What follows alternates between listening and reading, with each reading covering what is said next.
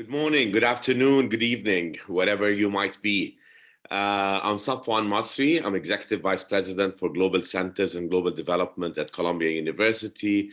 And I'm really very pleased to welcome our participants and to welcome and thank our great panelists for this incredibly important webinar today.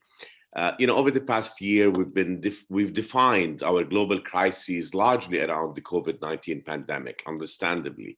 And most international crisis-related discourse has been during this period concerned with the impact of the pandemic. Yet in the decade prior to the appearance of COVID-19, a much larger global crisis has been unfolding. By the time I finish my introductory remarks to today's webinar, over 100 people will have been compelled to leave their homes. Nearly half of those will become stateless as well, displaced not only within their countries, but forced to migrate across borders. The causes are numerous and complicated, as we know, from natural and ecological disasters to development projects that claim or contaminate land and water, and primarily violent conflict. Unspeakable horrors that need immediate attention and action.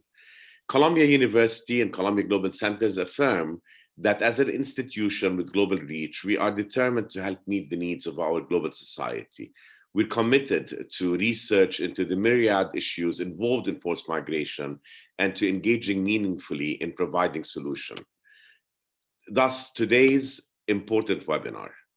But first, a word before we talk about the webinar, a word or two about Columbia Global Centers and the Columbia Committee on Forced Migration. The Columbia Global Centers are in 9 locations around the world, plus during the pandemic, in another 9 pop-up locations, serving our international students as study and community spaces during the pandemic and while they are away from our campus in New York. Serving as Columbia's physical and intellectual global infrastructures, the global centers facilitate knowledge exchange, research collaborations, and education programs to advance our understanding of and engagement with the world. And it's worth noting that Columbia Global Centers work within countries that host large numbers of refugees. Those centers include the Amman Center, and I'm currently in Jordan, of course, host to a very large number of Syrian refugees. But our global centers in Istanbul, Nairobi, and Tunis come in contact with refugee and migration issues on a daily basis. About the Committee on Forced Migration, it's an initiative of the Columbia Global Centers coordinated by Dr. Kian Tajbakhsh. It was established in 2018 and it brings together more than 50 faculty members from across Columbia schools and affiliates who work on forced migration, as well as those who desire to create multidisciplinary academic and practical solutions to the crisis. The committee aims to provide an institution-wide platform to engage, support, and share information across Columbia's community of faculty, students, and staff, and to act as a convener to bring the world's thought leaders in global migration together. The committee also serves as a channel for communicating Columbia work in this space to the global community and to advance public discourse. Now, we create opportunities for collaboration among Columbia and with outside partners. And this initiative, the Committee on Forced Migration, is only one of a number of forced migration-related activities the Global Centers support, including the Columbia University Scholarship for Displaced Students. And we have currently our inaugural cohort of 18 displaced students who have enrolled in a number of colleges on campus. We have in Amman, Jordan, the Mellon Foundation Fellowship Program for Emerging Displaced Scholars. We're founding members of the New University in Exile Consortium, and we have a number of regionally focused forced migration-related programming hosted by our individual global centers. Now, today's webinar is part of a year-long Committee on Forced Migration series. It is the inaugural event of a series that looks at the impact of the pandemic crisis on forced migration, both current and long-term. The series will provide opportunities to explore issues from within different disciplines and contexts. It will examine the history of anti-immigration racism, issues of density and urban living in a post-COVID world, and the role of journalism in humanitarian crises. We will explore a globalized economy as a contributing factor to forced migration, and we will survey literature of the migrant experience. Moderating today's webinar on the dynamics of forced migration and interdiction across the Mediterranean will be my friend Naor Ben Yehoyada, who is an assistant professor of anthropology at Columbia. Naor received his PhD from Harvard in social anthropology, his master's in anthropology from Tel Aviv University. His current work with Columbia examines unauthorized migration, criminal justice, the aftermath of development, and transnational political imaginaries in the Central and Eastern Mediterranean. His monograph, The Mediterranean Incarnate, Transnational Region Formation between Sicily and Tunisia since World War II, offers a historical anthropology of the recent re-emergence of the Mediterranean. So with that, I welcome you all again. I look forward to a fantastic discussion, and it's my pleasure to turn it over to you, Naor. Thank you, Safwan, very much for inviting all of us to participate in this event. What I'm going to do, I'm going to present our four panelists. We have a very a wonderful combination of recent PhDs and graduate students who have been working for several years on the themes of forced migration and interdiction, and have also been involved personally in the spaces of refugees for I think together more than a decade. So let's just start. The order will be first Chloe Haralambous, then Valentina Zagaria, then Giorgio Mirto, and then George Bajalia. I'll present them, and then we'll start the presentation. The presentation will run between something like 10 to 12 minutes, and then we'll open it for questions and answers. I remind you that the chat is disabled now for the participants. It's just for the panelists. So please post your questions in the questions and answers box, and we'll address them starting an hour or so from now. And I'd like to thank again all of you, Chloe, Valentina, Georgia, and George for joining us. So let's start. Chloe Haralambous is a PhD candidate at the Department of English Literature at Columbia University. She's currently conducting research in Sicily and Lampedusa, supported by the SSRC Social Science Research Council dissertation research grant for her project that is titled Crimes of Association, Reassembling Europe in the Mediterranean Migrant Passage. She's the co-founder of Mosaic Support Center for Refugees and Locals in Lesbos, Greece, and the tactical coordinator for Moonbird, a reconnaissance aircraft operated by the migrant rescue organization Sea-Watch. She has published on EU border regime and humanitarianism in The Intercept, Novara Media, Politics Letters, and Boundary 2. Second will be Valentina Zagaria, Dr. Valentina Zagaria. She's a postdoctoral fellow at the Central European University, the CEU. She has recently awarded a PhD in anthropology from the London School of Economics, and we congratulate for it. It happens really recently. And political science, the LSE. Her thesis, titled "Burning Borders: Migration, Death, and Dignity in a Tunisian Coastal Town," was published on 2 years of ethnographic research, and examines how dignity, responsibility, and belonging are shaped and curtailed by different migratory projects and gendered expectations in post-revolutionary context. She has published in a range of academic and journalistic venues, including the Cambridge Journal of Anthropology, American Behavioral Scientists, Open Democracy, and Border Criminologies. And as part of Striking from the Margins team at CEU, Valentina will begin new research on the intimately political aspects of Libyan women's lives while in long-term or intermittent exile in Tunisia, from where she's speaking with us. Valentina is also the founder of international theater company called Senza, which is without in Italian, and with whom she writes and directs theater ethnographically. Third speaker will be Giorgia Mirto. He's a PhD student at the Department of Anthropology at Columbia University. Before coming to Colombia, Georgia has served as key researcher for some of the most important projects regarding border deaths and burial practices in southern Italy, and I've just named several of them. She worked as field researcher, first for human costs of border control projects, and the link will appear in the chat, and later for Mediterranean Missing project. She has then been a consultant for the International Committee of Red Cross, and currently has a research grant for the PRIN, P-R-I-N project, Deaths in Italy, between 1800 and 2000, attitudes, behaviors, beliefs, and rituals. A project that happens at the Department of Political Science, Social Sciences in Alma Mater Studiorum in Bologna. And Georgia has a master's degree in Peace Sciences from the University of Pisa. And the last to speak would be A. George Bajalia, who is a PhD candidate in anthropology at Columbia University, and will be joining Wesleyan University as assistant professor of anthropology in the coming September. His research focuses on social worlds and political claims that emerge through immigrant and migrant waiting at borders, specifically around the Moroccan coast of the Straits of Gibraltar. His work has been supported by the Fulbright Hays, the Keyork Mellon Mediterranean Region Research Fellowship, and the American Institute of Maghreb Studies. His writing has appeared in the Journal of North African Studies, Migrant Journal, and an upcoming issue of Review of Middle Eastern Study.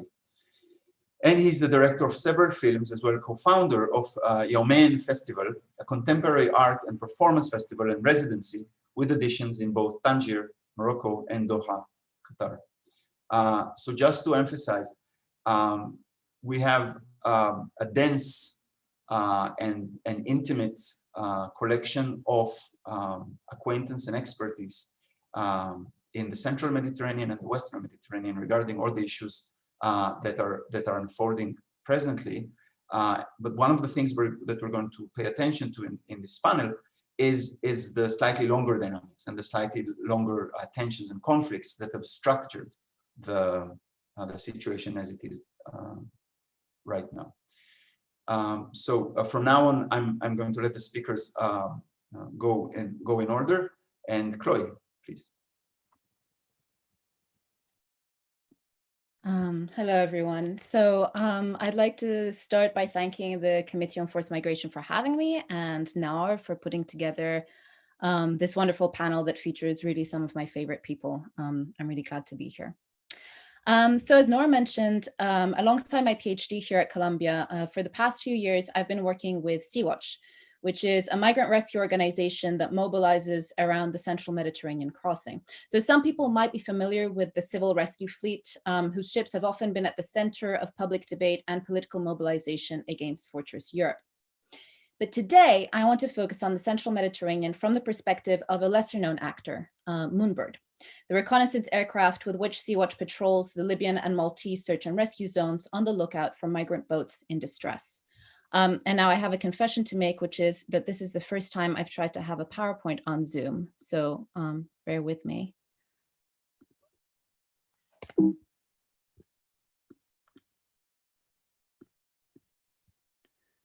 Okay, great, everyone can see that.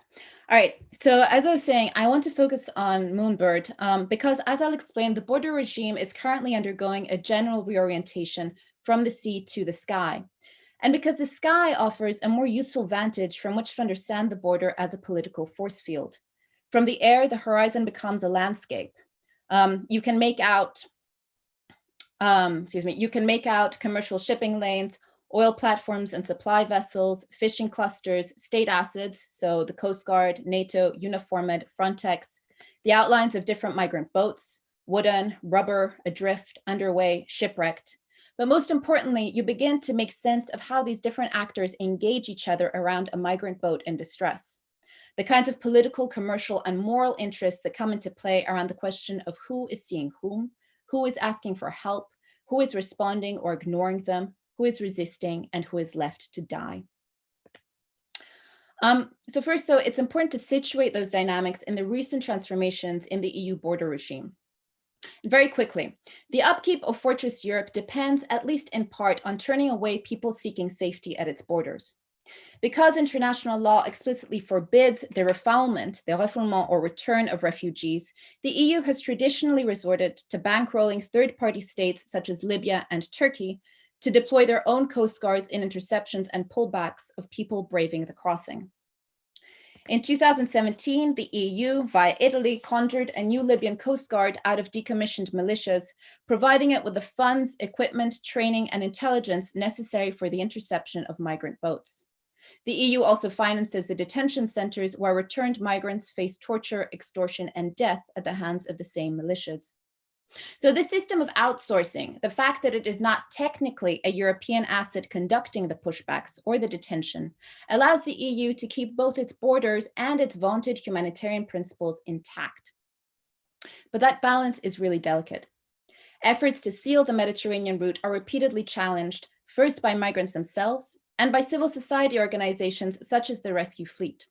So in 2017, when the EU handed management of the migrant corridor to the so-called Libyan Coast Guard, it tried to drain the Mediterranean of European assets in order to ensure that migrants would not have the opportunity to encounter them at sea, and so claim the right to be brought to a place of safety in Europe. NGO ships were left as the only assets actively seeking out migrants in distress, offering them a pathway to Europe and bearing witness to the violence, humiliation, and neglect that sustains the EU border regime. Known as the criminalization of solidarity, consequent efforts to bar NGOs from the search and rescue zone have involved the confiscation of our ships, smear campaigns alleging collusion between NGOs and traffickers, massive criminal proceedings based in anti-mafia and anti-terror law, and more recently, the use of port state controls to place our ships under administrative detention. So the point is that the EU border regime works best when the sea is empty, when civil society cannot exercise any counter pressure, and so measures can be enacted quickly and in secrecy. And in this, COVID has been something of an accelerant. During the first wave, Italy proposed the twisted logic that due to the pandemic, Italy was unsafe for migrants, and so could no longer be considered a viable harbor for people rescued at sea. Malta, whose responsibility for search and rescue covers over half of the central Mediterranean, seized the opportunity to assemble a ghost fleet of former fishing trawlers to collect migrants at sea and return them directly to Libya. Maltese armed forces began attending to boats in distress, not by rescuing them, but by supplying people with more fuel and forcing them to continue their journey on unseaworthy vessels to Italy. For a period, maritime rescue coordination centers across the Mediterranean stopped responding altogether to distress calls by or behalf of migrants in distress. So to be clear, none of this is especially new. Death and deterrence have long been the hallmarks of Fortress Europe, but the system is dynamic, constantly exploring new avenues to maximize efficiency and impunity. The little we know about those transformations, we know through Moonbird, whose own strategic importance is part of the border regime's shift of the ground of engagement from the sea to the sky. Massive investment in aerial surveillance, mostly aircraft and drones, allows European authorities to avoid engaging in rescue activities while gathering intelligence on migrant boats to pass the Libyan Coast Guard, engaging in pushbacks by proxy. So what do? Well, first, as the border moves, we move with it. It's a piece of biting irony that Moonbird takes off from the same airport as Frontex and Uniform Med in Lampedusa. So in the morning, we go to the bar, we take our coffee elbow to elbow, we share the same staff toilet, we hand around the same courtesy roll of toilet paper, and then we walk over to where our aircraft are parked 10 meters apart on the apron, and we take off in the same direction. But where one aircraft is there to enforce the border regime, the other one is there to fight it. And that sounds really, really epic, but of course the terrain of struggle is helplessly rigged, not only because the Frontex and Uniform Med fleet is backed by a billion-dollar industry and the EU establishment, but because Frontex has the Libyan Coast Guard as its executive on the water. As long as the rescue fleet is frozen in port, we have no one. In the event of a distress case, we can document, put pressure on relevant state authorities, and then try to demand, intimidate, and sometimes beg the nearest vessel to assist. So one effect of the withdrawal of state assets from the search and rescue zone has been the privatization of rescue. First, what should be in a sense a public service is shifted onto private actors such as NGOs or more often commercial ships. And because at the same time, the border regime is poised to punish the rescue of migrants by civil assets, rendering assistance becomes less as it should be the fulfillment of a common legal obligation, and increasingly a question of individual conscience. What this means is that merchant vessels, and specifically their captains, are often the decisive players in a distress case. So take this boat of 17 people, for example. We encountered it during my first mission in command of Moonbird. By the time we found them, they had been adrift for 3 days and the people had run out of water. All authorities had been informed for days. 2 miles away, the chemical tanker Vasilevousa, belonging to the Greek shipping tycoon Tsakos, was on scene and responsive over radio, but adamant in his refusal not to rescue the people. After 2 hours of negotiations, he promised to stay on scene until a state rescue asset arrived. We went back the next day to find that Vasilevousa was gone, but the people were still there. The captain had abandoned them. We flew a perimeter looking for another vessel and started to make out people in the water, a good mile away from the boat in the middle of nowhere. At some point during the night or in the early morning, some of the men had decided to try to swim out to a ship 7 nautical miles away, holding on to empty jerry cans of fuel. Now, they could never have made it, it was too far, but the odds were so stacked that it seemed to them like the only rational thing to do. And so immediately we sent out a Mayday relay and contacted the nearest ship, the BW Thames. The captain furiously refused to engage and said he was late to his next port of call. Finally, we turned to the Asso 29, an offshore supply vessel for the nearby Eni oil platforms, who agreed to launch a rib and rescue the people. But at that point, they had been adrift for 5 days. Of the 5 men who tried to swim to safety, only 2 were saved. So much as it's outrageous that a captain should ignore a call to render assistance, EU states have made it perilous for them to do so. A week after the Vasilevousa case, we found 27 people adrift in bad weather in the Maltese search and rescue zone. We informed the captain of a nearby chemical tanker, the Maersk Etienne, and which is very unusual for the search and rescue area, the captain did change course and rescued the boat. But that basic act of decency cost him a great deal.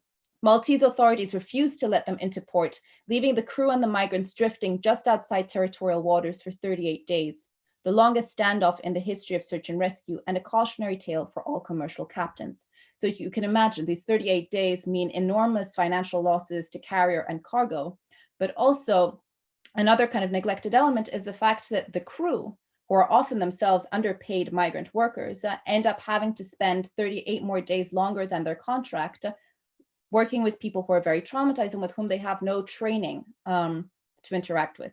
So it ends up being traumatizing for the crew as well, obviously, as for the migrants.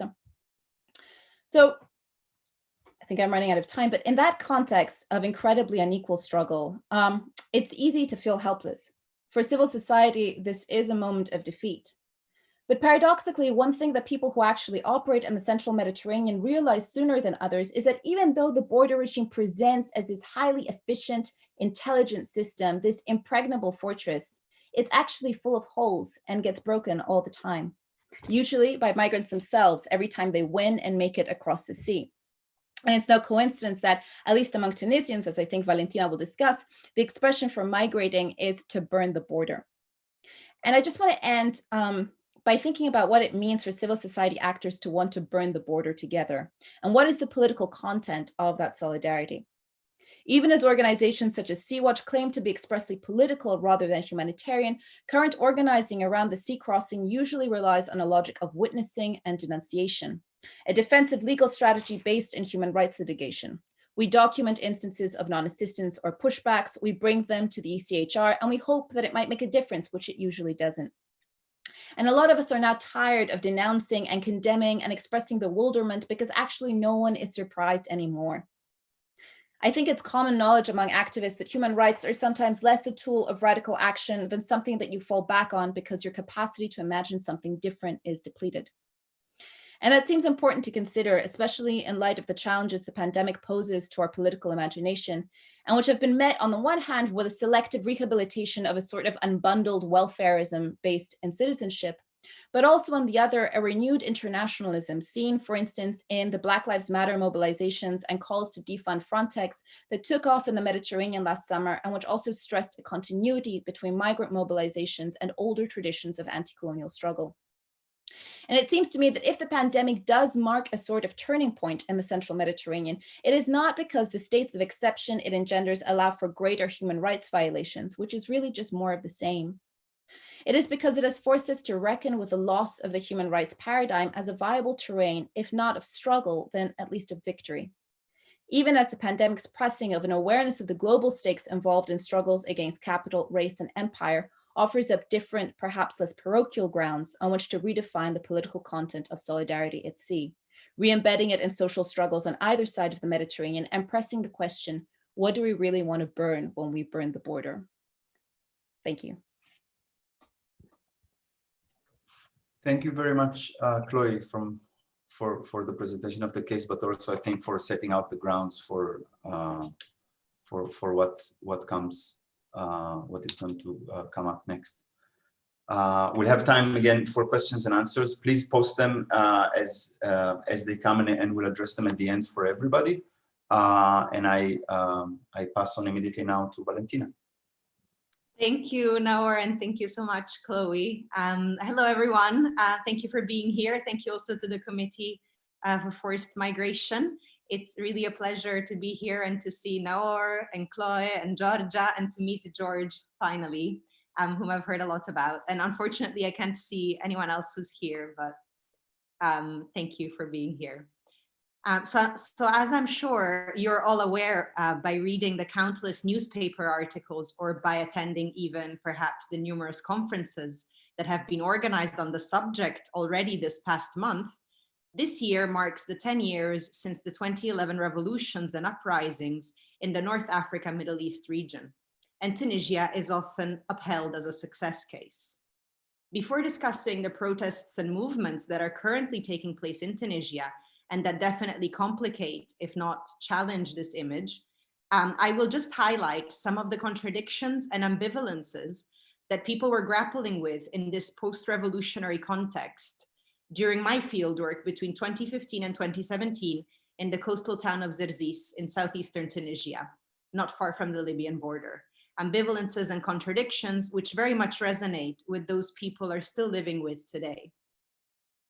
These will also show how dignity, karama, which was the motor of the 2011 revolutions and of more recent uprisings in the region, so dignity understood as a political sentiment as opposed to the more common association of dignity with human rights discourse, becomes the drive of both migration as the act of burning borders, as Chloe has already pointed out and as will be explored in these 10 minutes, and of revolution. So on January 14th, 2011, dictator Ben Ali fled Tunisia following the month of protests known as the Revolution of Dignity and Freedom. That same night, a wooden fishing boat carrying 62 men left Zerzis for the Italian island of Lampedusa. The beach from which this first boat took off, called Banana, was soon nicknamed Consolia Banana, the banana consulate, since in a matter of days it had turned from sleeping mooring spot into the main point of departure for Europe. At first, it was overwhelmingly men from Zerzis who left. Almost every family had several members living in France or elsewhere in Europe, and especially in the Paris region. Men of all ages seized the opportunity opened up by the revolution and the sudden lack of state authority to join them. But as the word spread, ever-increasing numbers of people, including some women, children, and families, started arriving to Zerzis and other coastal cities from all over the country for the Harga. During the first months of 2011, EU border agency Frontex recorded that 20,258 Tunisians reached Italy via these crossings, out of the 27,982 recorded for the whole of 2011. These figures, of course, only reflecting the number of people who were apprehended in Italy. The term harga, meaning burning, is used throughout North Africa to refer to the symbolic burning of the border involved in crossing the Mediterranean Sea without papers. The harraga, so those who burn their identification documents, some literally, most metaphorically, and who leave for Europe with neither passports nor visas, are part of a region-wide movement, dating back to well before 2011, so to well before the revolutions, but it is no coincidence that places like Zerzis in particular became known for it, in Tunisia during those times. The harga business, as locals call it, was difficult to prohibit in coastal towns like Gergis that have a long history of emigration, gradually turned irregular due to ever more restrictive immigration measures imposed on non-European Union citizens by the EU and by member states. Even during Ben Ali's years of strict maritime border guarding, a few boats still managed to trickle out of Gergis. And it is those same small-scale networks that on the eve of the dictator's departure inaugurated post-revolutionary harga. By 2015, when I began fieldwork, Gergis and Tunisia as a whole had reverted to being a node in the production and policing of the EU border. But new generations of men who had been too young to leave in 2011 were seeking to burn, if not from the coast of Gergis itself, then from other Tunisian towns further north. When explaining their motivations and weighing up the risks, they often pointed to the lack of jobs and prospects in Tunisia and to feeling already dead. During fieldwork, some questions I'd hear people of all ages asking themselves and others almost as a refrain, rhetorically, were, had change really come about? AKA, were the same people actually continuing to rule the country in the usual corrupt and plundering manner? Were some aspects of life better before the revolution? The police and politicians were still often felt to be treating ordinary citizens with disrespect, and the economic and security climates were generally perceived to have worsened. Education, which to a certain extent continued to be upheld as a route to social improvement by different generations, was believed to have become more and more devalued during Ben Ali's rule, and its quality to have declined further after the revolution. It had thus lost some of its standing for the youth, whose seeking of the harga incremented older generations' apprehensions at what they perceived to be a degradation of both niveau, intellectual level, and moral compass among young Tunisians. People across generations often analyzed the country's transition to democracy as being riddled with corruption, disdain towards the youth, and unemployment, and also a lack of possibilities for either gaining a good education or for following one's aspirations in different ways. Young men in particular often felt that in order to be able to reproduce their parents' standards of living and create a family of their own, they had to migrate. Often they foregrounded the economic reasons for why the people want to burn, الشاب يحب يحرق, emphasizing their desire for a dignified future in Gergis that resembled that of their parents and grandparents, and which would be characterized by pursuing labor that ensured financial independence without being oppressed, madhloom, and feeling constant disrespect, contempt, hogra.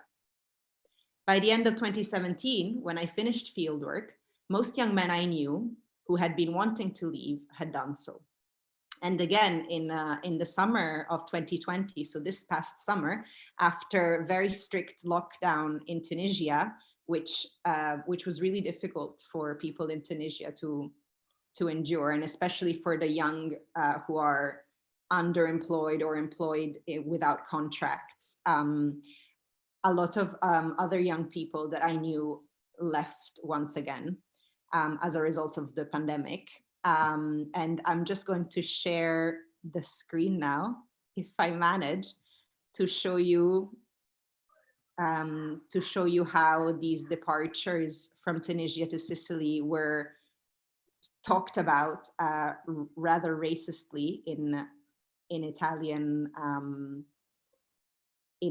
newspapers. So this is Corriere, which is a nationwide newspaper in Italy, commenting on the arrival of this group of Tunisians, and with a dog that in Tunisia would be called a caniche, and in Italy would be called a barboncino. And the title of this article reporting on the arrival says, this dog that I wish I knew the name of in English, is this the small dog of the migrants, or did they use it to pretend that they're tourists, to look like tourists? So this is how pandemic times harga arrivals to Lampedusa and Sicily were portrayed in Italian media rather racistly.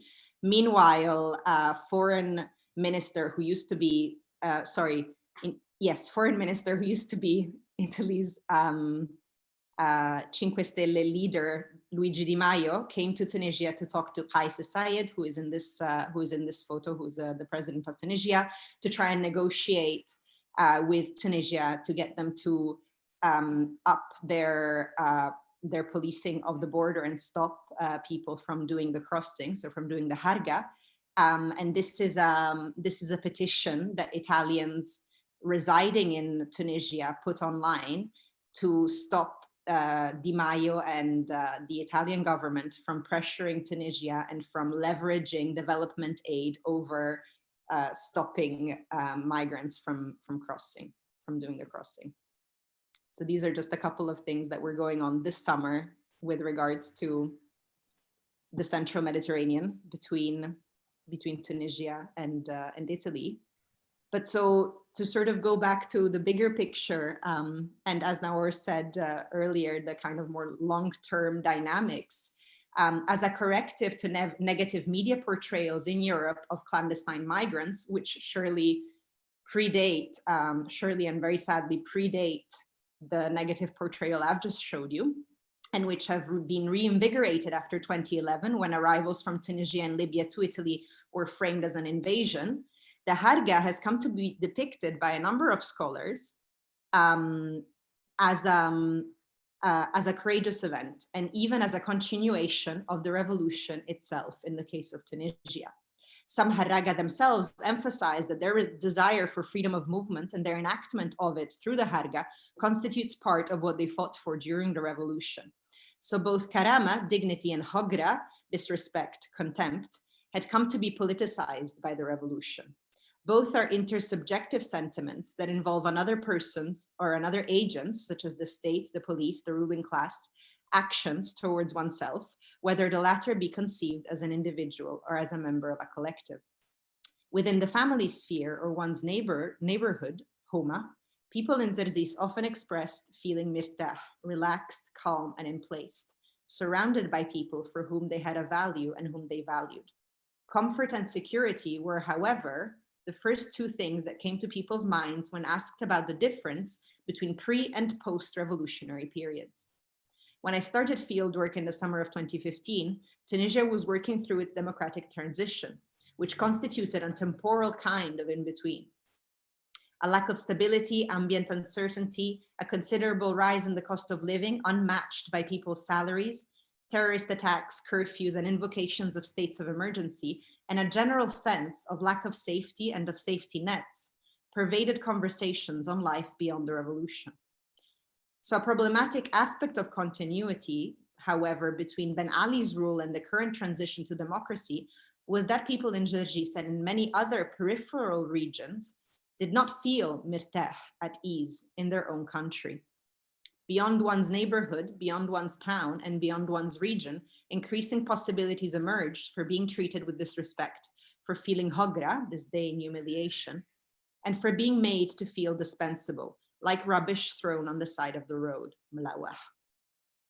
So while work, freedom, and national dignity, karama wataniya, was one of the driving slogans and demands of the 2011 revolution, itself memorialized as the revolution of dignity and freedom, this demand for collective dignity, which is also common in other countries as part of the 2011 uprisings, and also to other campaigns happening in Southern Europe, such as Spain, Italy, and Greece, in the aftermath of the 2007-2008 global financial crisis, came to stand for the fundamental baseline of a decent life that Tunisians were being collectively denied.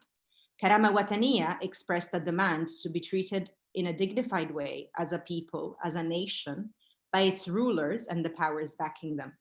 It was a collective sentiment that politicized those economic conditions that had been pushing Tunisians to run after the khobza, the bread, for years during Ben Ali's regime, in the words of Hamza Meddeb.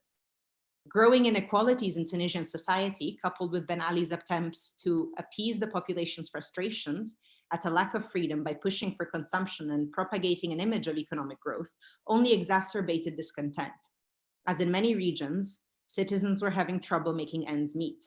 They felt increasingly undignified in their own country, often relying on contacts, patrons, and hand-me-downs to get by.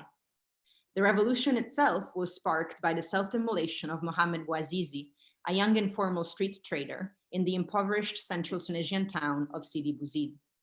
Bouazizi's had been a political act of protest, a suicide manifesto, in the words of Mabrouk, resulting from yet another incident during which he had been devalued, despised, and humiliated by the police, the state, and society. The revolution also brought about new solidarities between different generations of Tunisians. The predicaments of the youth, who form a large part of the population, were finally publicly recognized.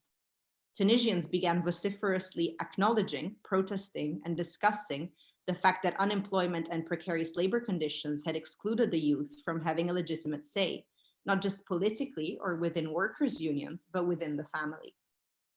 Migration and the harga also started being more regularly and openly included within economic, social, and political mobilizations. Yet, while Tunisian citizens continued shaping these debates and struggles within their country, despite much disillusionment and disagreement, the European Union's migration management and border security paradigms remained constant in excluding the majority of Tunisian citizens' access to dignified travel to and life in Europe. So it is with this context in mind that I would like us to approach the subject of pursuing dignity via the harga, a different but no less political kind of burning carried out, in the words of many harraga, burners themselves, for similar reasons to the ones that led to Bouazizi's suicide manifesto, which ignited the 2011 revolution. So I think I have just a couple of minutes. Do I even know, or do you want me to stop and discuss other things? Maybe we'll come back to that later. Yeah, that's fine. Just wrap up.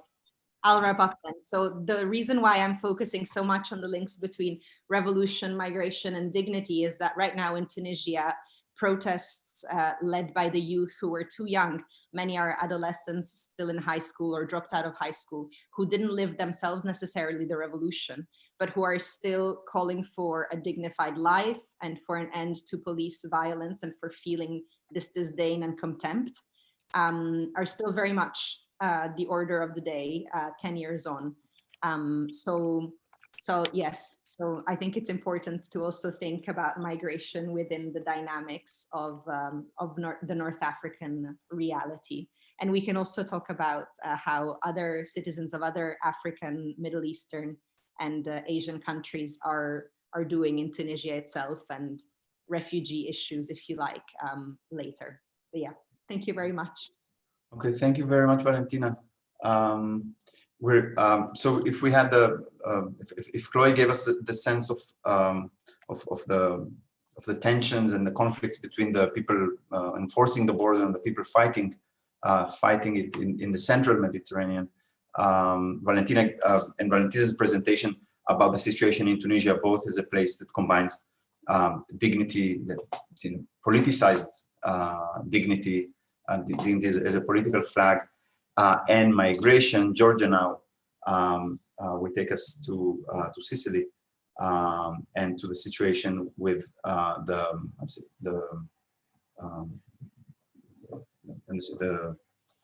holding of the people who make it to the other side alive.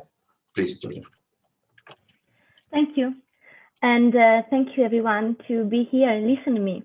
I am mostly I'm a PhD student, but I'm mostly firstly an activist from Palermo, from a social center called Arci Porco Rosso, and a network of anti-racist group, Forum Antirazzista of Palermo.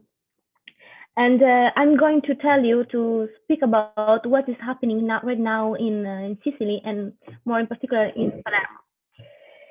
So to begin immediately with my presentation, I want to share you some rough data. So please, I will share my screen here. Okay.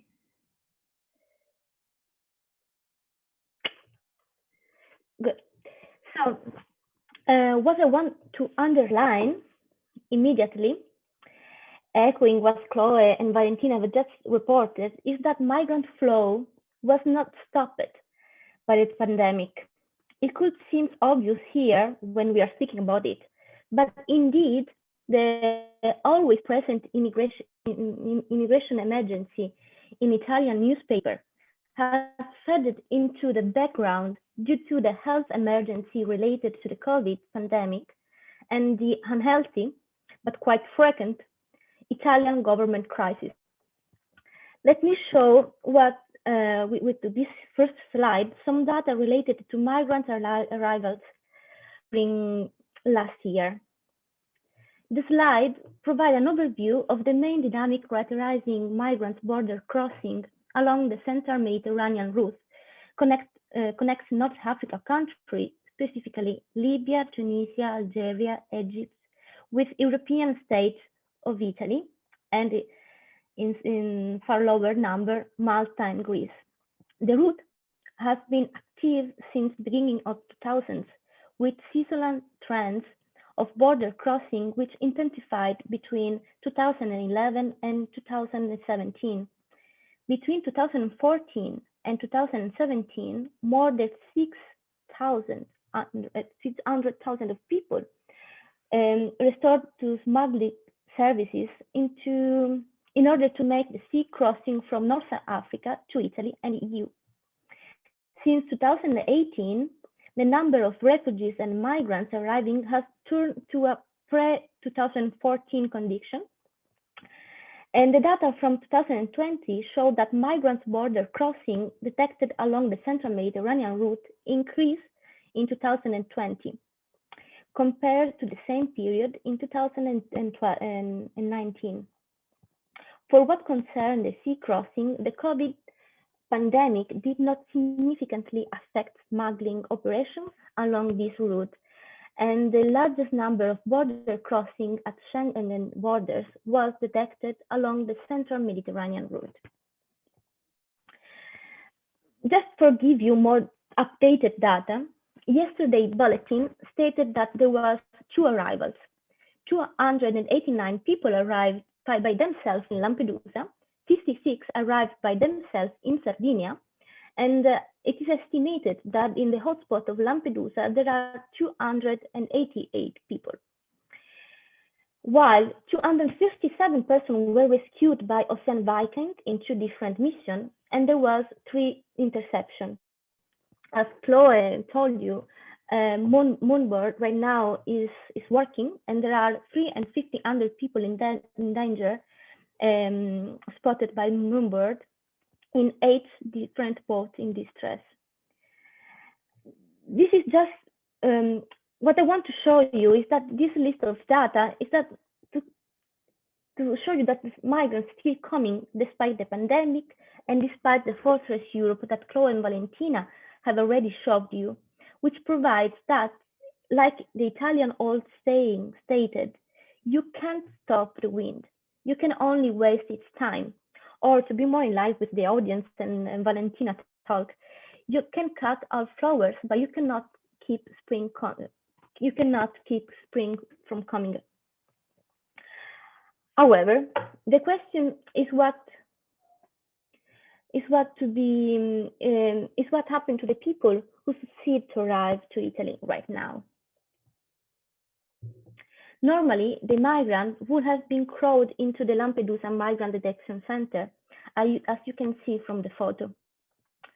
During the pandemic, we also use new, let's say, center for the quarantine, such as buses, and for example, in Udine, where 30 migrants kept in quarantine due to the lack of places in the hotels, but also a new hub called, for example, the Villa Sicania, which was surrounded by police and where a migrant, Anwar Said, died trying to run away. Another hotel in the middle of Monte in Sicily, which was keeping Tunisians in quarantine between June and August of last year. But however, what I want to tell you today is about a new type of detention center or quarantine place, the so-called quarantine ship. And as I'm showing from this picture, and these funny images that there are in this quarantine ship, they are like kind of adding insult to the injury. In the declaration of the state of the emergency at the end of last January 2020, of course, and the following interdepartmental decree by which the Italian authority essentially closed the Italian ports to the rescue ship, the Italian Civil Protection Department adopted a further provision on the 12th of April 2020 to discuss the use of ship during the period of the health monitoring of migrant rescue at sea, for whom no place of safety can be identified. Like everything during COVID, the emergency has become the norm. This is basically the floating hotspot, an idea that they have been talking about for years, at least since 2016, when the then Home Minister Angelino Alfano proposed it. They were meant to hold all the new arrivals rescued by the Coast Guard, but also took on independent landing. There have been 7 quarantine ships during this arc of time, and I list them for you. Today, there are currently only 5 active vessels. And more generally, the emergency measure established that migrant health should be monitored through the practice of confinement in centers, where migrants must pass the period in quarantine, a time period in which we have noted systematically goes beyond the established by Italian laws. That is, like, it was 14 days and nowadays should be 10 days. However, detention on board ship and in quarantine center more generally is a violation of the prohibition of discrimination, representing an act of exclusion in relation to migrants who in this manner are placed in a gray zone for the most part at sea, based on a logic of safeguarding public health and security. Quarantine is, of course, a legitimate tool for preventing contagion and protecting public health. Its differential application to foreign nationals arriving in Italy in various ways has, however, redefined this instrument, and without transparency or public information, as a discriminatory practice in the context of a health emergency, representing an unacceptable privation of personal freedom. Those on board include both those who have tested negative to an initial screening and have completed a period of quarantine, and as well those who, having tested positive to the virus and are placed in isolation on board in the ship until they finally test negative. Since May this year, more than 10,000 people have been confined at sea on such ships. These figures include both those who have landed autonomously on the island of Lampedusa or as well in southern Italy, as well those rescued in the center of the Mediterranean by other vessels, and includes men, women, children that are alone or with their family. There is a near total absence of official information about what is happening on board of these ships in terms of sanitary, psychological, and legal support provided to foreign nationals, and the possibility of their being able to communicate with the outside world, as well as in terms of staff operating on board. This represents an extremely serious lack of transparency and additional source of concern in terms of safeguarding of human rights, especially, if not exclusively, those of women and children. Here, I want to share with you the only images that we have from inside the quarantine ship.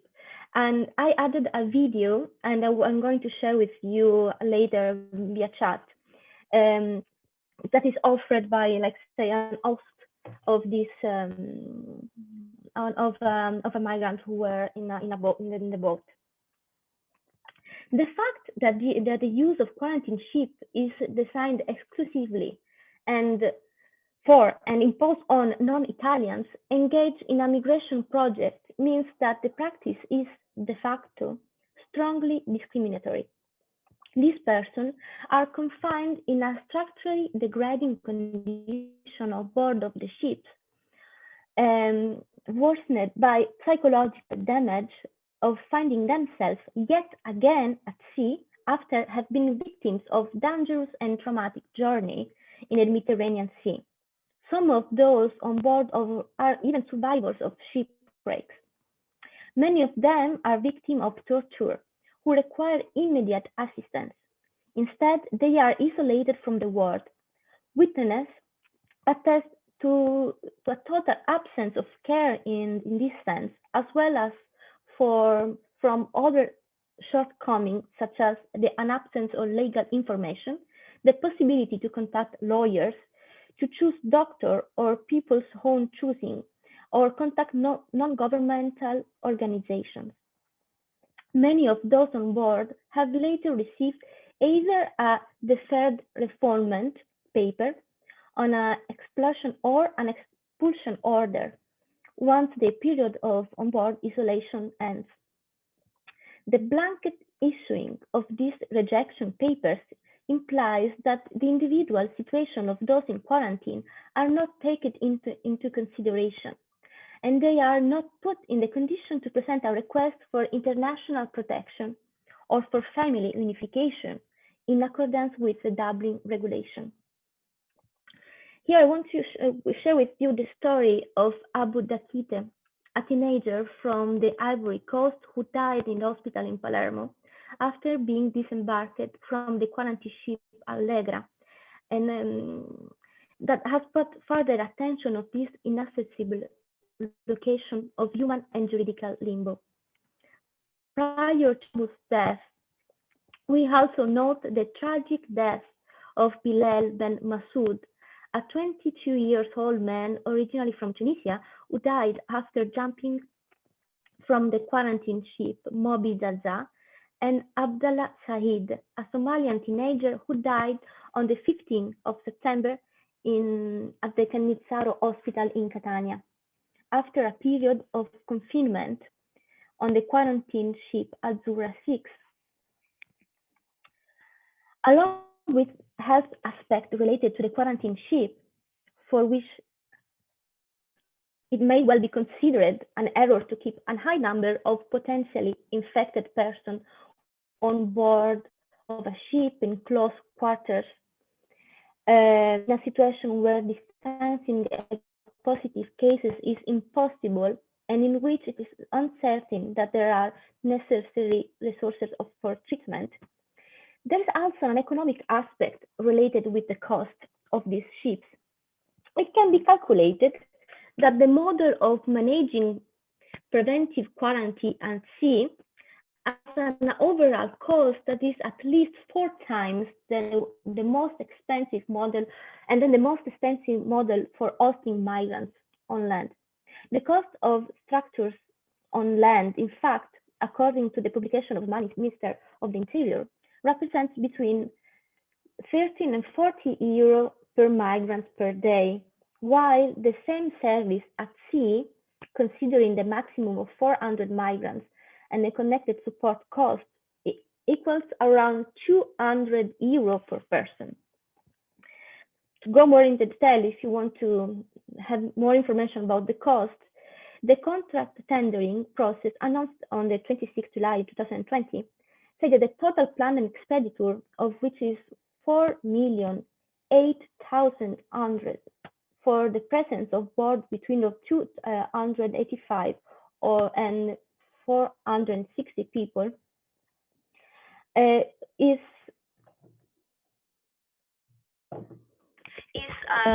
more or less like 3,003,100 euro.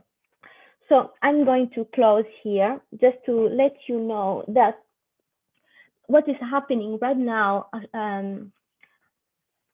far from Sicilian coast on these ships that are actually Italian land is a violation not only of human rights of migrants, but also of their health condition. And we are in Palermo, the Forum Antirrazzista, and the Arci more in general, we are scared about the idea that what is considered normal or exceptional during the pandemic could be considered normal in the forthcoming time. So thank you for listening me, and I leave the floor to George. Thank you very much, Georgia. And I mean, I think we can see how the moments the moments by governments or you know or EU bodies that are trying to set the new normal are clear and painful from this presentation. Thank you very much. George, to you. Thank you. Thanks, Naor, and thanks for everyone for being here. It's a pleasure to be here with all of you and meet those of you who I haven't met before, and to the attendees as well. So this is maybe a bit more of a meta reflection on a state of affairs, a bit further west in the Western Mediterranean, Morocco, Strait of Gibraltar, and less of a sort of report from the ground, although that's something we can absolutely get into in discussion maybe, and what's changed as a result of the pandemic border lockdown. So I'd like to provide a brief intervention, and then maybe we can move into discussion altogether, because I think we're running low on time a bit. So my research asks what it means to wait as a migrant in Morocco, a period of time that for thousands of West and Central Africans of different ages, genders, classes, and backgrounds can last for years before they finally continue their journeys northward, or return to the countries from which they departed, or even choose to stay in Morocco as immigrants, no longer migrants. To this effect, I want to briefly share the question of a man who found himself in that last category and chose to formalize his status as an immigrant to Morocco in the city of Tangier, where the Atlantic Ocean and the Mediterranean Sea meet on the southern shores of the Strait of Gibraltar. So at the 2018 International Literary Salon of Tangier, 3 prominent Moroccan intellectuals took the stage to debate citizenship, identity, and belonging in contemporary Morocco.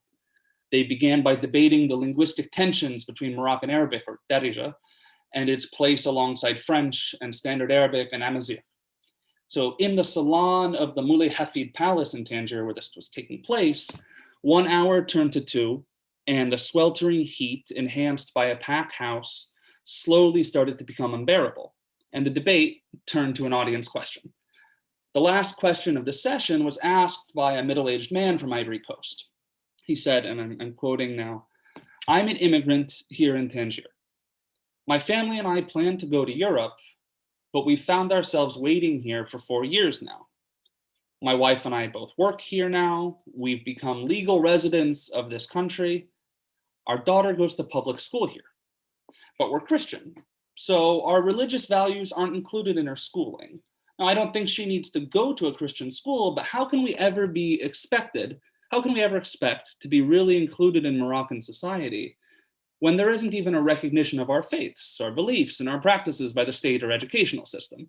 My daughter speaks Darija, Moroccan Arabic even, but at school, she feels like she doesn't belong because she isn't Muslim."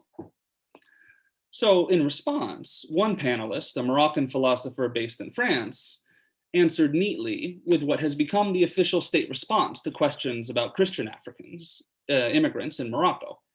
He said, "The king of Morocco is not called the commander of the Muslims. He's called the commander of the faithful. And your faith is included here, and you and your family are included in the composition of this society." End quote. So of course, everyone, resounding applause around the room ensued, everyone clapped, and then quickly shuffled off stage before any real debate about the subject could begin. The situation in general, it exemplifies the scenario, though, in which many would-be immigrants to Europe find themselves in while they're waiting in Morocco. So it leads us to ask, what are the boundaries and scales of belonging in a place like Morocco? As a Moroccan or as an African, as a Muslim or as a Christian, as a minority, as a speaker of Arabic or Amazigh or French, and in a city like Tangier, as a Tanjawi, someone who's from or of Tangier. Furthermore, how are these forms of social belonging and difference marked and maintained? So as time passes and potential migrants wait to continue their journeys northward, habits that seem momentary or temporary sediment into forms that are changing the social fabric of this corner of the Muslim world, along routes that stretch from the Sahel to Spain, and during time that may be otherwise considered as parenthetical, empty waiting time. So of course, borders over the last decades, borders have appeared as urgent topics and points of entry into understanding the political and cultural stakes brought about by contemporary globalization. In academic discussions, popular culture, and activism, the phrase, "we didn't cross the border crossed us," has become a rallying cry, right? Both against settler colonialism, as well as nationalist surges and growing anti-immigration sentiments in the Americas, for instance. But when we discuss migration in the Mediterranean region, often we see images of packed boats, right? And in the case of Morocco and Spain, young men climbing barbed wire and mesh fences, crossing the border into European territorial space in Ceuta. So we have these images in our head already, the kinds that show the spectacular, but not the stories of the everyday. So in the excellent scholarly work that moves from this perspective, outlines how borders regulate, impede, or allow or not migratory flow. In this work, movement through space takes center stage. And other work provides critical lenses on policies that regulate spatial migration and right to access territory. In particular regard to with flow towards Europe, scholars and activists have pointed out the ways that governance is distributed, stratified, hierarchized, and enacted at borders through this migration apparatus. The apparatus itself, as we've heard a bit about, is a constellation of networks, policies, and tactics which regulate migration, or more precisely, access to territory. However, I'm interested in what happens before these European borders are physically crossed, which is to say, after African borders have been crossed, but before a potential immigrant climbs over a fence into Europe or gets into a boat, and in doing so provokes the spectacular operations of Fortress Europe's security systems in the Mediterranean. To put it another way, I want to ask what happens if we focus on another phenomena that borders give rise to, which is waiting. So if we begin with the perspective of movement through time, we can also see the formation of communal sentiments seen through the temporal stance of waiting. And I'm cutting rapidly things that I was going to say for time. Sorry. Now,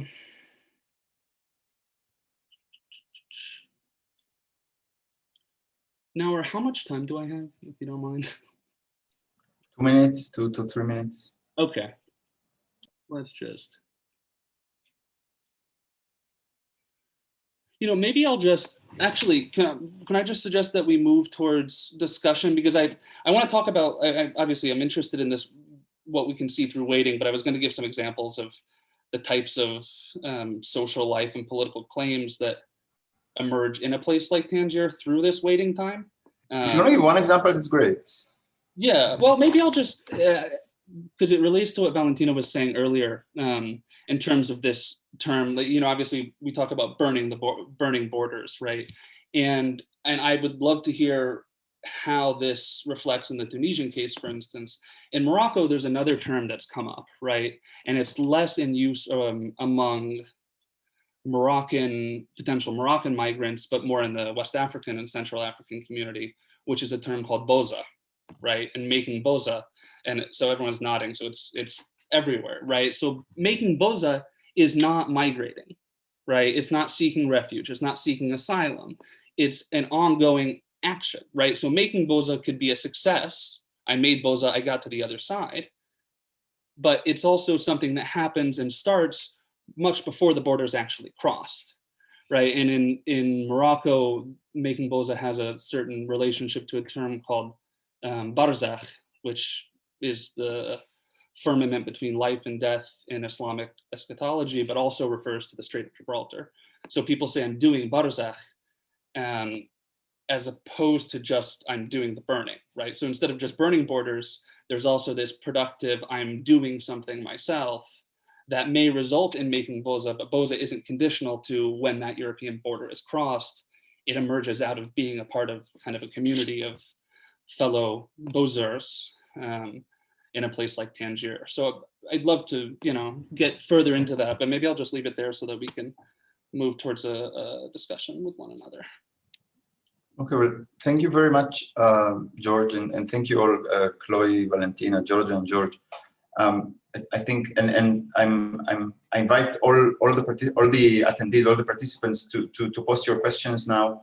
And just to start by saying, we saw the various layers and the various time spans that kind of coalesce in the current moment, from dynamics that started with the EU's decision to enforce the bordering of the Mediterranean, that date back to as early as 2004-5, to what is happening now with COVID at the current moment. Both the fact that actually numbers have risen in terms of the interception of migrants, as Georgia showed, and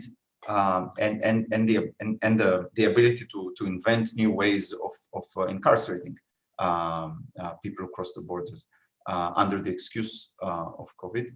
And at the same time, we saw the kind of temporalities of migration and refuge seeking themselves from North Africans and their longer relationship with the Mediterranean shore, to sub-Saharan Africans and people coming from East Africans, people coming from elsewhere, who are kind of made to develop a life and to come to terms with the various possibilities they have, both in North Africa, Tunisia, or Morocco, and at sea, to the life-making or life-losing decisions by people trying to cross, and the people who are there who get to decide whether they're going to help them or not, and what happens to them afterwards. So I invite the panelists now to look at the Q&A box, and I just want to say one more time, look, you can, and Linda just posted it on the chat.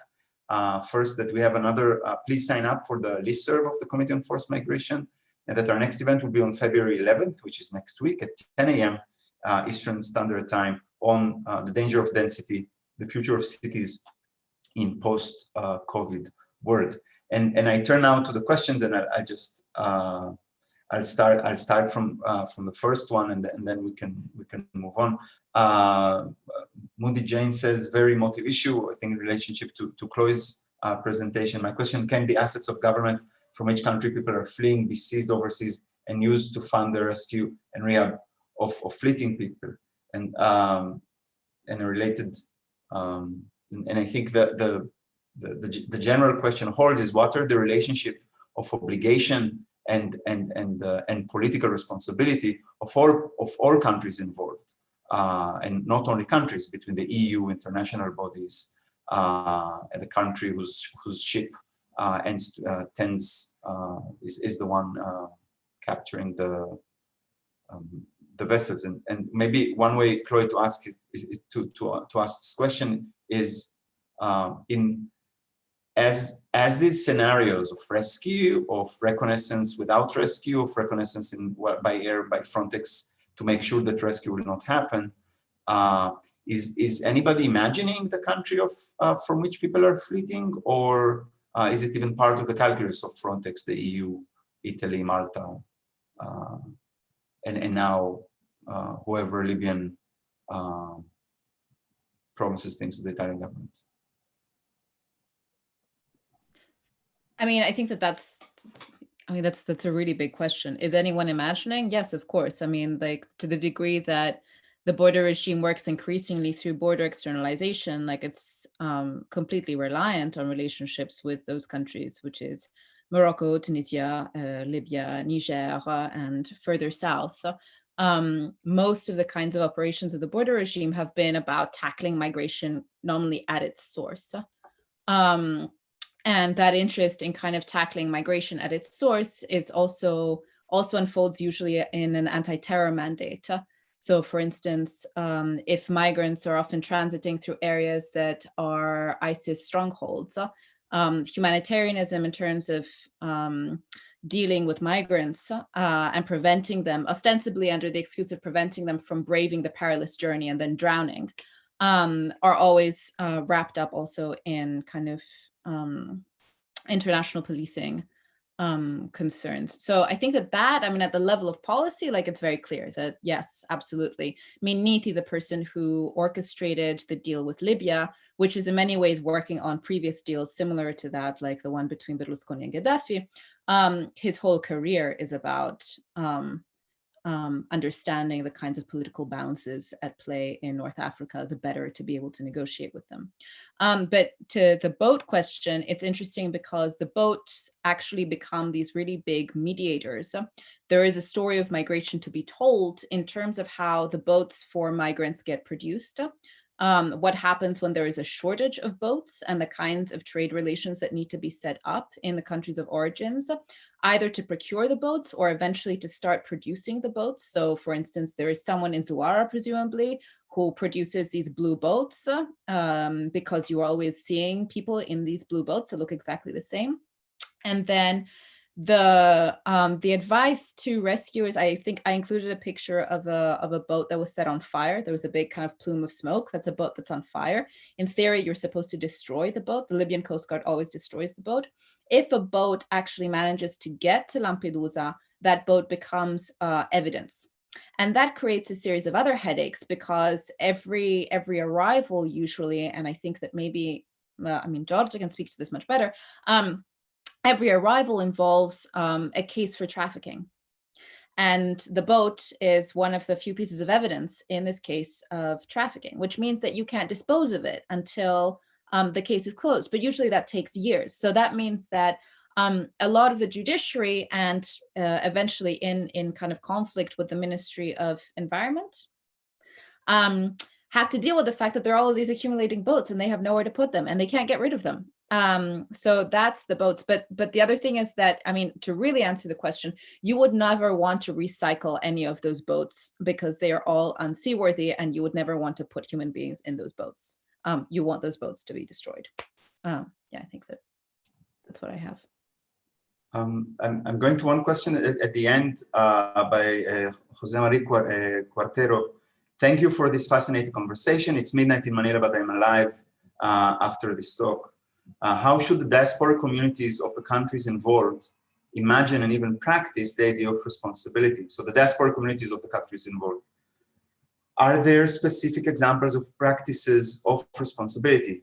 Could we still rely on solidarity as a conceptual paradigm to enact responsibility and commitment to a just political approach to the migrant crisis? And I think this question cuts across the various presentation, from the question of sea rescue by merchant ships to the question of Tunisians' relationship to their young generation, but also to the people who come there, to the question of the uses of idioms of solidarity or Amir al-Mu'minin or responsibility of fealty that are being projected and re-articulated across religious lines, to the questions of the ability to host, the responsibility to host, and also the defense of migrants and refugees from racist attacks, as another question mentioned in Italy and elsewhere, in Greece, in Karina Descartan's question. So anybody wants to go? The question, responsibility, diasporic communities, and new terms for instead of solidarity. In the background, on the background, what Chloe says is that's often the turn to humanitarian action comes after the despair from a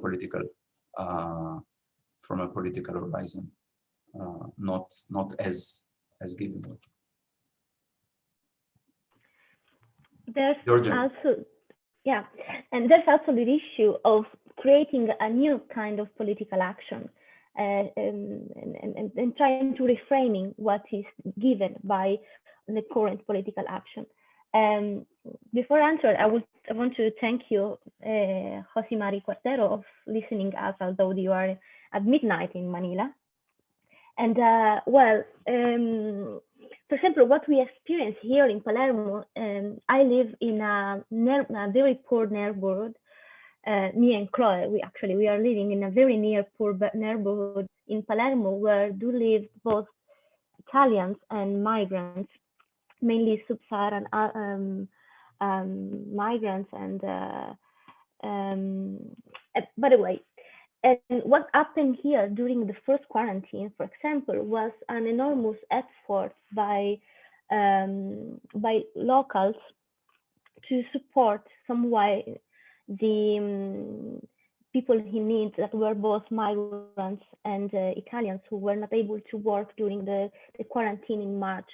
And what local community done here was like to force local authorities and national ones to distribute different kinds of help, such as not just grocery and foods, but also money pocket.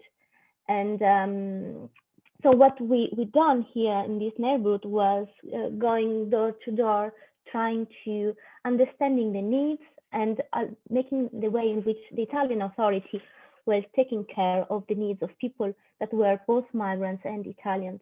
So I'm not answering about the idea of the diasporic community, because this was a kind of mixed community done by not only migrants but also Italians. This is one thing. Another thing that happened, for example, even here in Palermo, was that a dormitory called Viaggio Conte was closed because there was a few cases of migrants tested positive who were living inside. And this is a dormitory that has more than 20 years and also mostly migrants. And migrants who actually are working but are unable to rent an apartment, or for other visitors, they live there. And so police decided to close both positive and negative people inside this dormitory. And was the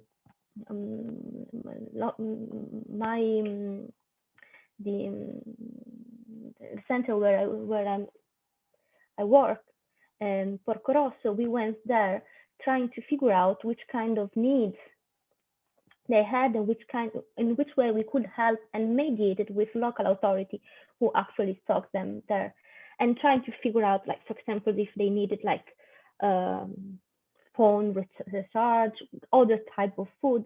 And I would like to quote in one of the people who was stuck there and say, look, the good food, telephone credit, and all of this, sir, is plan B, they said. And so we asked, which is plan A? A said, well, that will be our freedom. And so it's quite funny, because the idea is that something is so easy to normalize an absurd situation, and that we need to be record every time that this is not normal and there's other way to do things. So I will end in here my reply. Thank you very much. George? Yeah, sure. If I could jump in. Just on the notion of solidarity, I think one interesting approach to this too is to pay attention to the types of solidarity that emerge in migrant and immigrant communities, right? Where you have people who, despite linguistic or ethno-religious or national differences, are coming together and now we use terms like mutual aid because of everything after COVID, right? But that's actually what we've been talking about for years in these situations, right? Where at least in the case of Morocco, right, you have people from Senegal and Cameroon and Ivory Coast who wouldn't be living in the same neighborhood before, but are living in the same neighborhood and are sharing practices, sharing resources, material or otherwise, and along the way, building common languages of commonality, as well as actual sort of language codes and jargons that are emerging out of these communities, as they do in any sort of immigrant community, right? That's the communal sensibility that we note immigrant communities for. So I think the solidarity that's emerging from the ground could be a way to begin to talk about this and to talk about responsibility in a way that isn't just on the terms of international political legal terms, because that's not the terms of everyday life. That is the essence of the solidarity. So I think that would be a way to, yeah. And actually, George, thank you. And to follow up on that, the last question from anonymous attendee: waiting is a big topic for refugees. Even they reached, as they reach the country of destination, they have to wait for language course, for a decision about their asylum, etc. Does this waiting, for example, in Morocco, has any impact for their integration in the country of destination? Or I think I would say to their prospects more broadly. I mean, two quick answers. I think it's, if we look at the US, for example, and you see the reenactment of DACA and Dreamers, right? Dreamer is a category that emerged as people were waiting. And it's now a political legal category that operationalizes a citizenship process in the US. So waiting over time can have political consequences.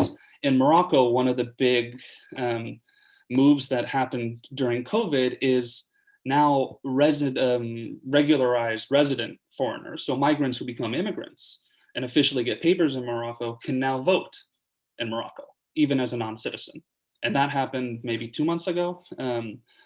So that's huge, right? And that happens as people wait to keep going and like, okay, well, I'll get my papers. Now there's political representation. That's a consequence of that. So, yeah. Anybody else wants to jump in? I just wanted to jump in on the diaspora thing, just because the Tunisian diaspora in Italy and France was so incredible for a very long time in hosting the people who arrived immediately after the revolution in January, February, March 2011.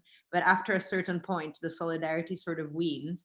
And actually, it's incredible over time to think about how the ways in which the border has been outsourced to North Africa, and so to places like Tunisia, through the help of dictators such as Ben Ali, has meant that both in Italy and in Tunisia and other North African countries, the Harraga have a really bad reputation. And so the media and the politicians and the governments before 2011 especially very much propagated this image of young men doing the crossing as being criminals. So the sort of the scammer image that title of that article from Corriere was kind of showing, of these migrants dressing as tourists, just because to them it was unimaginable that Tunisians would be dressed in whatever which way they like. So they must be scammers and they must be criminals. So these negative stereotypes also very much exist in Tunisia, and the diaspora, of course, is caught between the home country's surveillance. Definitely during Ben Ali, there was a lot of surveillance of the diaspora in Europe. And so their sort of propaganda and messages, and the countries in Europe, which definitely in the media and through politicians propagates this very negative image of young North African men, especially coming over. So yes, sorry to end on not such a positive note, but solidarity exists in the diaspora and is very much there at big moments of change and of hope, such as the 2011 revolution. But then you also hear a lot of negative discourses from the diaspora who very much want to distance themselves from young people coming over through the sea in irregular ways.